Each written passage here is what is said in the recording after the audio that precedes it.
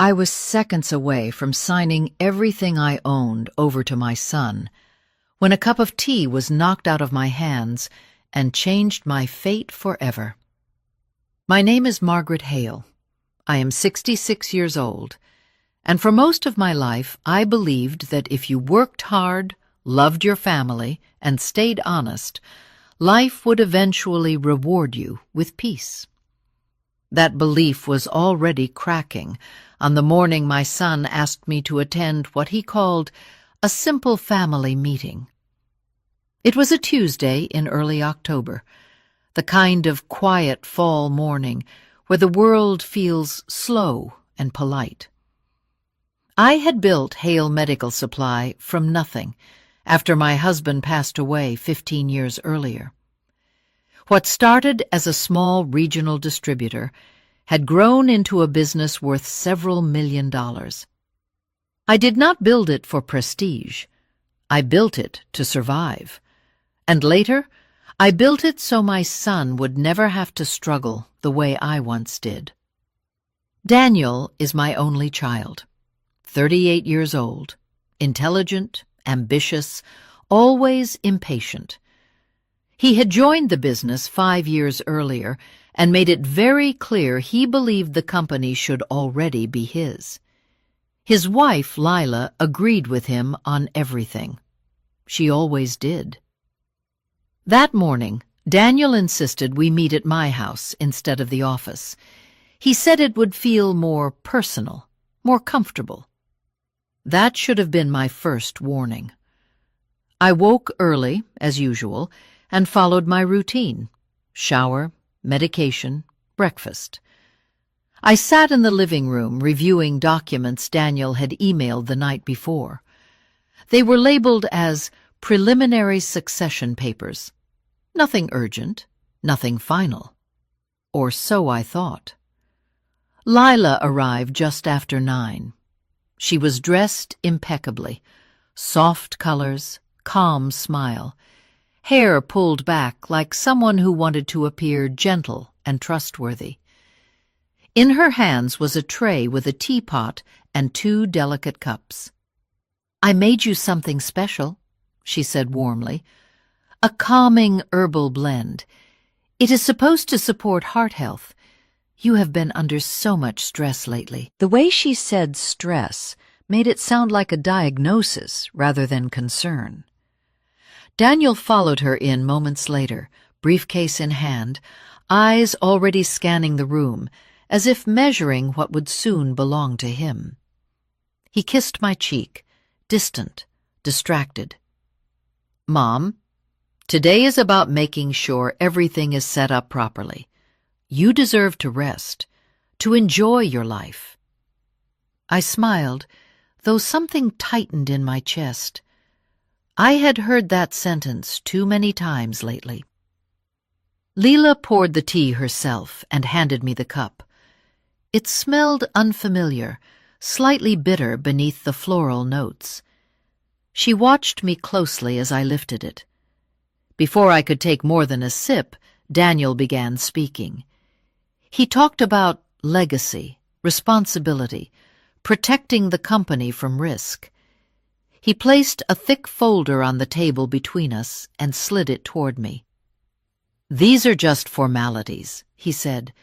"Power of attorney updates, operational control. Temporary. We can revisit everything later."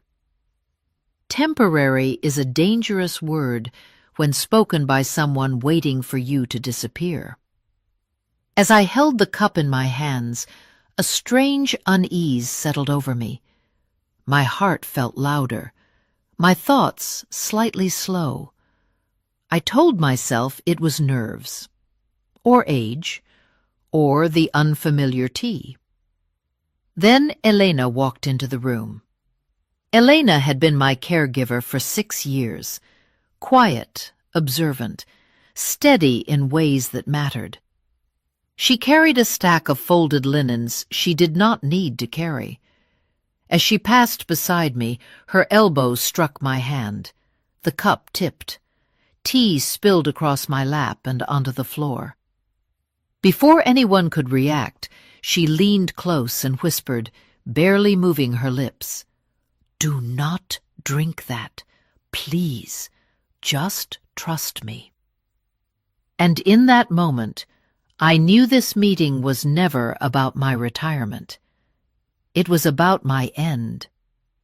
The room froze for a fraction of a second after the tea spilled, the silence thick and unnatural, as if everyone was waiting to see who would speak first. Leila reacted immediately. "Elena, what are you doing?" she snapped, her voice sharp enough to cut. "That was a delicate cup. Do you have any idea how careless that was?" "I am so sorry, Mrs. Hale," Elena said quickly, already kneeling to blot the spill with a cloth. Her hands were steady, too steady for an accident. She did not look at Lila. She did not look at Daniel. She looked at me. Daniel let out an impatient breath. "This is exactly why I said we should not have interruptions today." "It is fine," I said, forcing calm into my voice. "Accidents happen." But my heart was pounding now, not from embarrassment, but from the echo of Elena's whisper.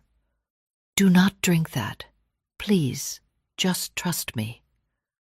Lila reached for the teapot again, her movements tight, controlled. "Let me pour you another cup. You barely touched it." "No, thank you," I replied. "I suddenly do not feel very well." That was not entirely a lie. A faint dizziness had begun to creep in, subtle but unmistakable, like the room had shifted half an inch to the left. My fingers felt warmer than they should have. Daniel frowned. "Mom, we really should get through this paperwork while we are all here." I nodded slowly and reached for the documents instead. As I did, Elena stood and moved to the sideboard, pretending to rearrange items that had not moved in years. She stayed within sight, watching. Daniel launched into his explanation again, pointing to signature lines, speaking faster now. Too fast. Words like efficiency and protection repeated over and over, as if rehearsed. Halfway through his speech, my vision blurred. I blinked, once, then twice. The room seemed to tilt, the edges softening. A strange pressure built behind my eyes, and my heartbeat began to race, irregular and loud in my ears. "Margaret," Lila said softly, "are you all right? You look pale." Before I could answer, she lifted her own cup. "I will finish mine then," she said lightly. "It would be a shame to waste it." The cup barely touched her lips when her expression changed. It was subtle at first, a flicker of confusion. Then her hand trembled. "Daniel," she said, her voice suddenly thin. "Something is wrong." She stood abruptly, knocking the chair back. Her face drained of color as she pressed a hand to her chest. The next moments unfolded too quickly and too slowly at the same time. Lila collapsed. Her body hit the floor hard, the sound sharp and final. Her limbs jerked violently, eyes unfocused, mouth struggling to form words that never came. Daniel shouted her name, dropping to his knees beside her, panic flooding his voice. "Call an ambulance," I said, though my own words sounded distant.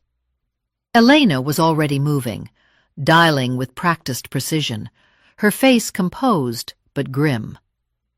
As sirens wailed faintly in the distance, I sat frozen in my chair, staring at the woman convulsing on my living room floor. The tea, the warning, the spill.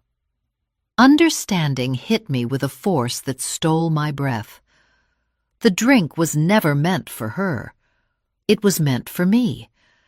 And if Elena had not knocked that cup from my hands, I would be the one on the floor, shaking, dying, while my son stood over me, pretending to be afraid. As the paramedics burst through the door, I looked at Daniel. For the first time that morning, he did not look surprised. He looked cornered. And in that moment, I realized something far more terrifying than poison had been served at my table. Betrayal had been planned long before the tea ever touched my lips. The hospital corridor smelled of disinfectant and cold metal, the kind of sterile air that makes every thought sharper and every fear louder. Lila was rushed past us on a gurney, her body still trembling slightly as the paramedics worked to stabilize her. Daniel followed close behind, his face twisted into something that looked like concern. But now that I knew where to look, it felt rehearsed, like a mask put on too late. I was placed in a chair in the waiting area, a blanket draped over my shoulders, even though I was not cold. Elena stood a few steps away, hands folded, eyes lowered. She did not pace. She did not cry. She waited. After nearly an hour, Daniel was called back to speak with a doctor. The moment he disappeared down the hall, Elena moved closer to me. "Mrs. Hale," she said quietly, "we need to talk. Not here." I looked up at her.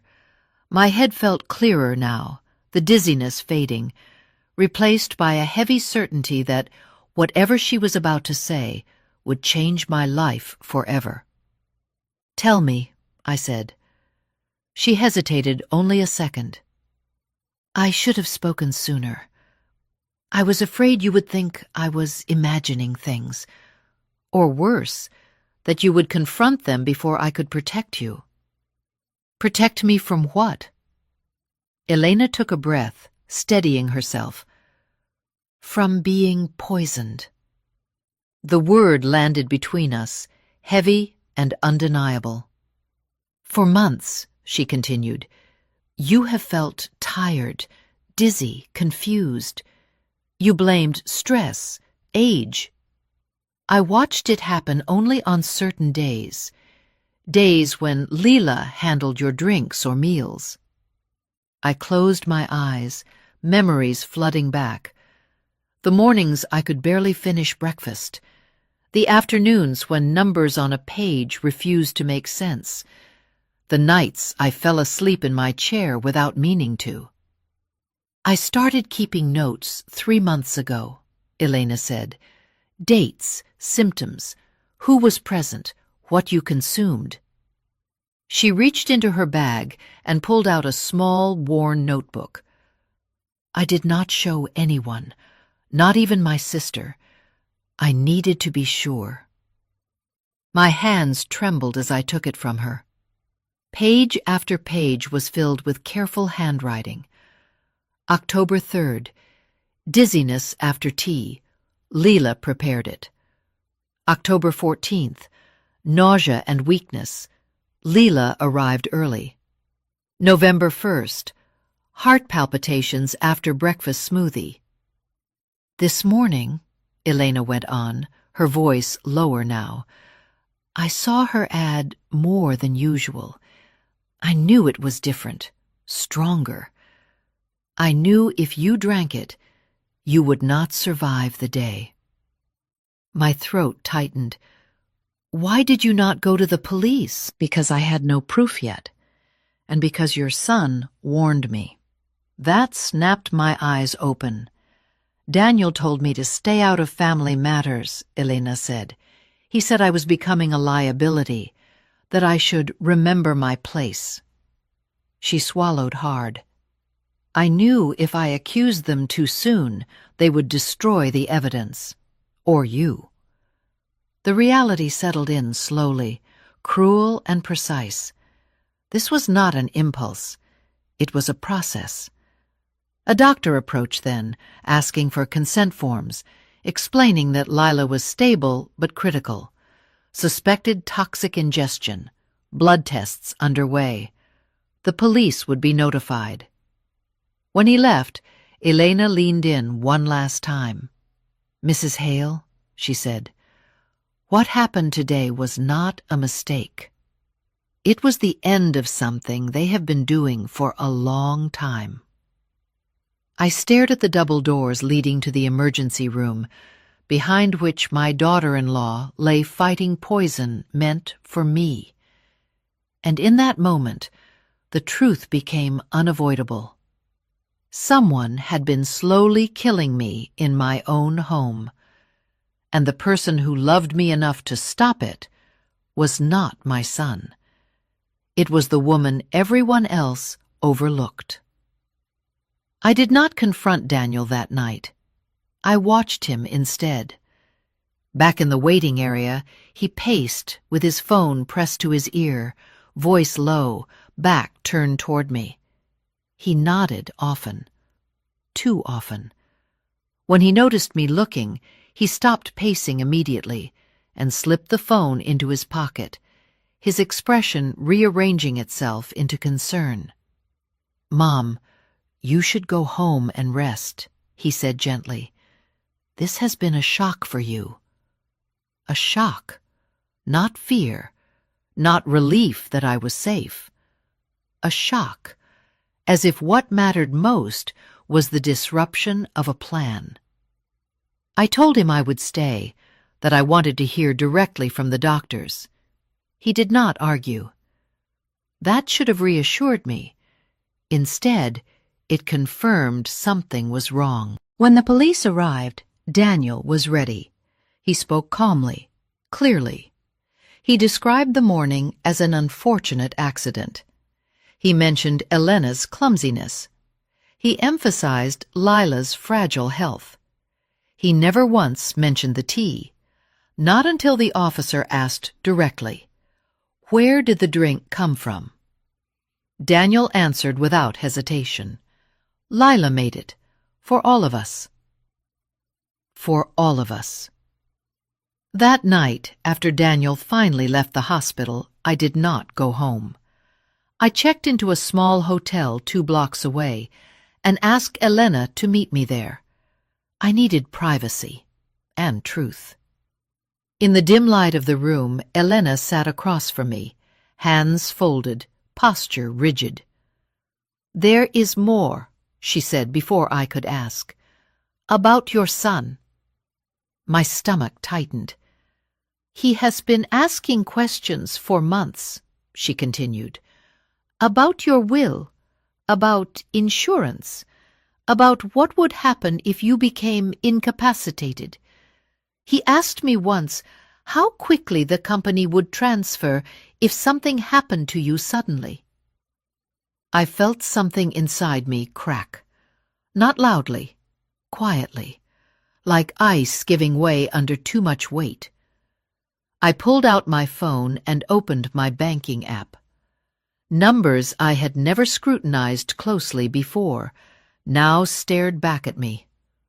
Small transfers, frequent, carefully spaced, always just below the threshold that would trigger alerts. I checked another account, then another. By the time I set the phone down, my hands were shaking. "He has been moving money," I said. Elena nodded, slowly. "Yes. I saw documents on his desk last month, account numbers that did not belong to the company. Your name was not on them." In that moment, the final illusion collapsed. This was not about inheritance anxiety, or impatience, or even greed alone. This was premeditation. My son had not been waiting for me to retire. He had been waiting for me to die. I thought of every time he had commented on my health, every suggestion that I slow down, every moment he insisted I let Lila handle things for me. It had never been care. It had been preparation. The next morning, the hospital confirmed what Elena already knew. Lila had ingested a powerful toxin, one that accumulates slowly, one that mimics natural decline until the final dose. The doctor said it plainly. Whoever prepared that drink understood exactly what they were doing. I sat alone after that, staring out the hotel window as the city woke up below me. 66 years of motherhood. 38 years of loving one child with everything I had. And somewhere along the way, without me noticing, my son had stopped seeing me as his mother. I was an obstacle, and he was willing to remove me. The investigation moved faster than I expected, as if everything had already been waiting just beneath the surface. By noon, detectives were at the hospital and at my house. I gave them permission to search everything: the kitchen, the study, the garage, every drawer I had trusted my son to open freely. Daniel arrived an hour later with a lawyer. That was the moment I stopped hoping I was wrong. He walked in composed, almost irritated, as if the police presence were an inconvenience rather than a response to attempted murder. He barely looked at me. Instead, he spoke to the officers, explaining that emotions were high, that misunderstandings happen during medical emergencies, that his wife was the real victim here. One of the detectives asked him a simple question: "Has your mother been unwell recently?" Daniel did not hesitate. "Yes," he said, "for months. Fatigue, confusion, heart issues. We were worried it might be the beginning of something serious." The words landed like a blade. He had prepared that answer. Blood tests came back that afternoon. Traces of the same toxin found in Lila's system were present in mine. Lower levels, older exposure, consistent with repeated ingestion over time. The detective explained it gently, but the meaning was brutal. I had been poisoned slowly, methodically, carefully enough that no single doctor visit would raise alarms. That evening, Elena brought the rest of her evidence to the station: photographs she had taken quietly, short audio recordings captured when she thought something was wrong, notes documenting dates when Daniel and Lila discussed my health in tones that had nothing to do with concern. The next day, police executed a warrant on Daniel's office. They found insurance policies taken out in my name without my knowledge, several of them, each naming Daniel as the sole beneficiary. They found emails between Daniel and Lila discussing timing, dosage, how long it would take before I became too weak to notice money disappearing from the business. And then they found the draft, a revised will, unsigned, undated, but clear. It left everything to Daniel, nothing to charity, nothing to the foundation I had planned, nothing to the employees who had stayed with me for decades. I was alive only because Elena had knocked a cup from my hands. Daniel was arrested that night. He did not resist. He did not shout. He looked at me once as they led him away, and for a brief moment something flickered in his eyes. Not regret. Fear. Fear that the plan had failed. Lila survived, barely. She regained consciousness 2 days later, weak and furious. She claimed ignorance at first, said she drank the tea by accident, said she was just following Daniel's instructions, but the evidence did not support that story. They had planned together. Phone records showed late-night calls, texts filled with coded language they believed no one would ever decode. A shared understanding that my death was not a question of if, but when. The police told me something else that chilled me more than all of it. The dose meant for me that morning would have stopped my heart within hours. If Elena had been late, if her hand had slipped a second later, if I had finished that cup, I would not have made it to the hospital. That night, alone in the hotel room, I finally let myself feel it. The grief. Not for what I almost lost, but for who my son had become. I did not cry for the company, or the money, or even my own life. I cried for the little boy who used to fall asleep on my chest during thunderstorms, because that child was gone, and the man who replaced him had tried to bury me.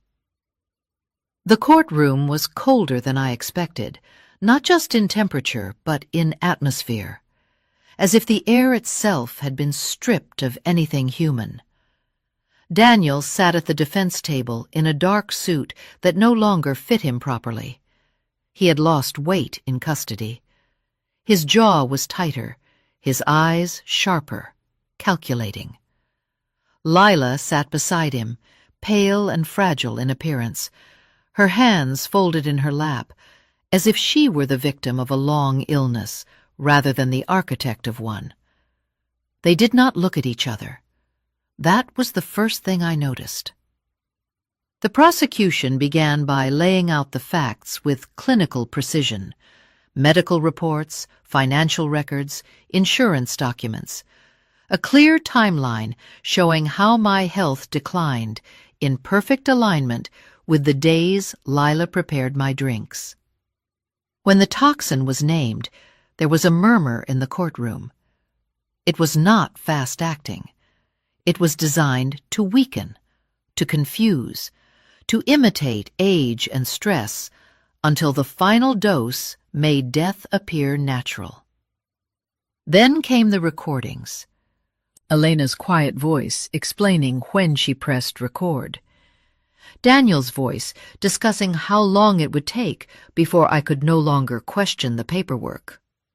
Lila laughing softly, saying I would never even realize what was happening. I did not look at them while the recordings played. I watched the jury. One woman pressed her hand to her mouth. A man in the front row shook his head slowly, as if trying to reject what he was hearing. When it was the defense's turn, Daniel's attorney stood and spoke calmly, confidently.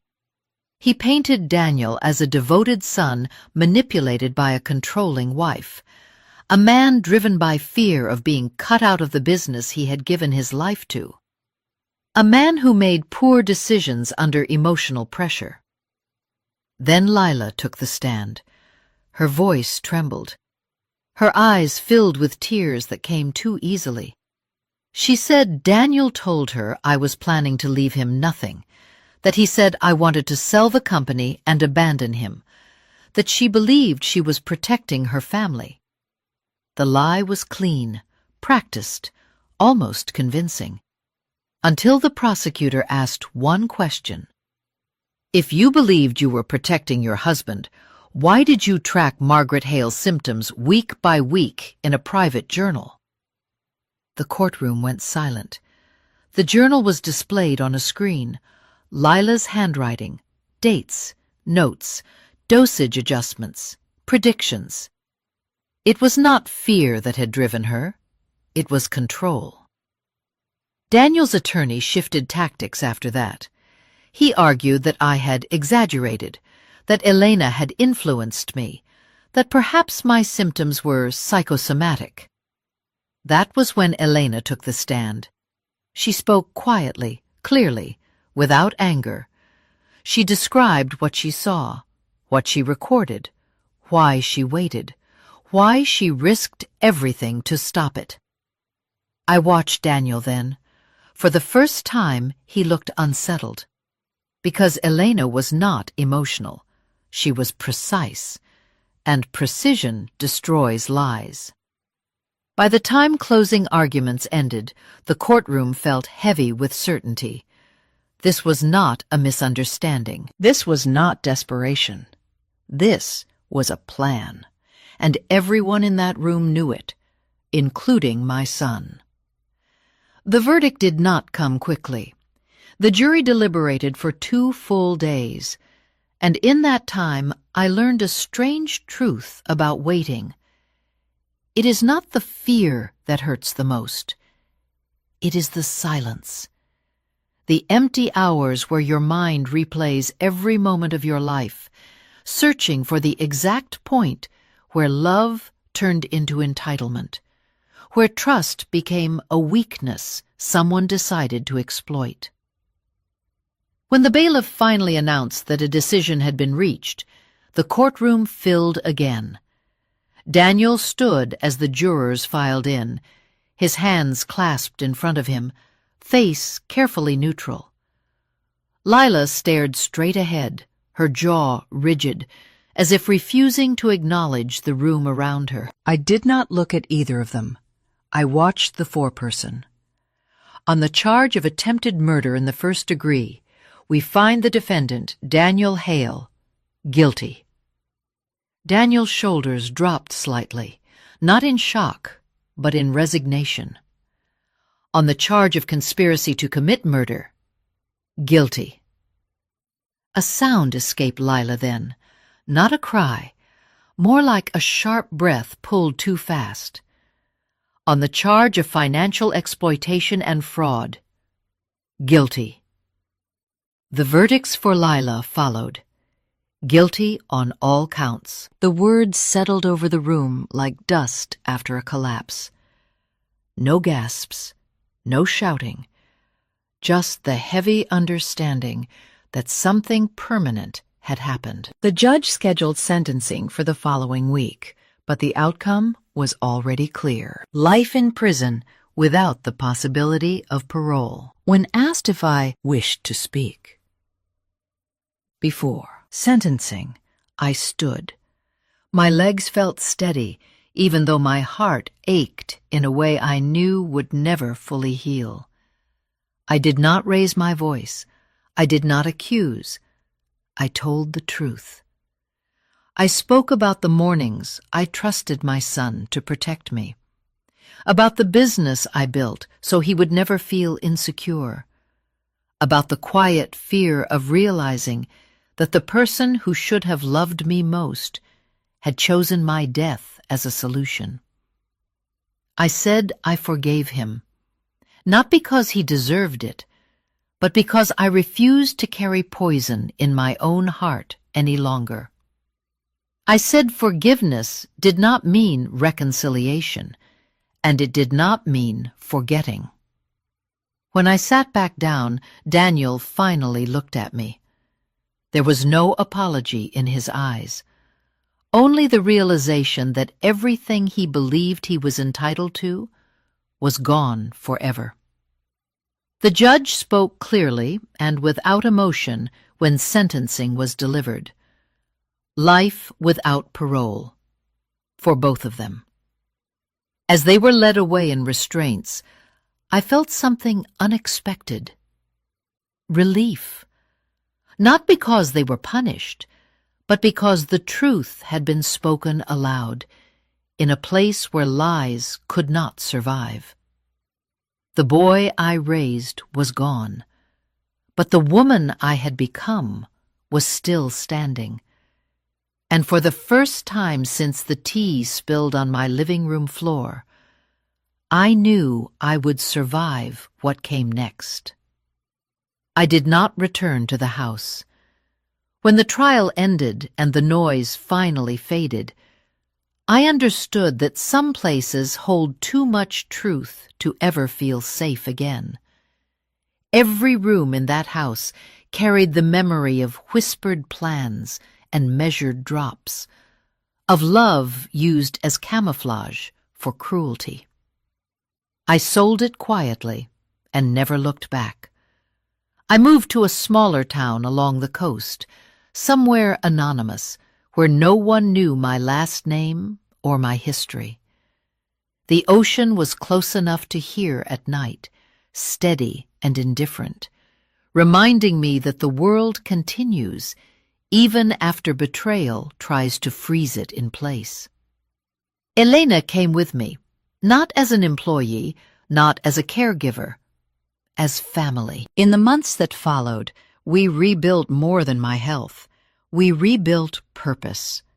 Together we created a foundation to protect older adults from financial and physical abuse, especially when that abuse comes from within their own families. People do not like to believe these stories. They want to think blood guarantees safety. I once believed that too. Letters came from people who recognized pieces of their own lives in my story. Parents whose children controlled their money. Widows who were told they were confused when they asked questions. Elderly men who were isolated by those who claimed to care for them.